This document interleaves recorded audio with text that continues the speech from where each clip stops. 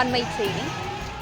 வேலூர் மாவட்டம் கேவிக்குப்பம் அடுத்த கீழ்முட்டுக்கூரில் நடைபெற்ற எருதுவிடும் விழாவில் பாதுகாப்பு பணியில் ஈடுபட்டிருந்த போலீசாரை காளை ஒன்று கீழே முட்டி தள்ளியது. இதுகுறித்தான விவரங்களோடு இணைகிறார் செய்தியாளர் பிரபு. வணக்கம் பிரபு, இது குறித்தான முழு விவரங்களையும் பதிவு பண்ணலாம். வணக்கம். வேலூர் மாவட்டம் கேவிக்குப்பம் தாலுகா கீழ்முட்டுக்கூர் பகுதியில் நேற்று எருது விடும் திருவிழா வெகு விமர்சையாக நடைபெற்றது.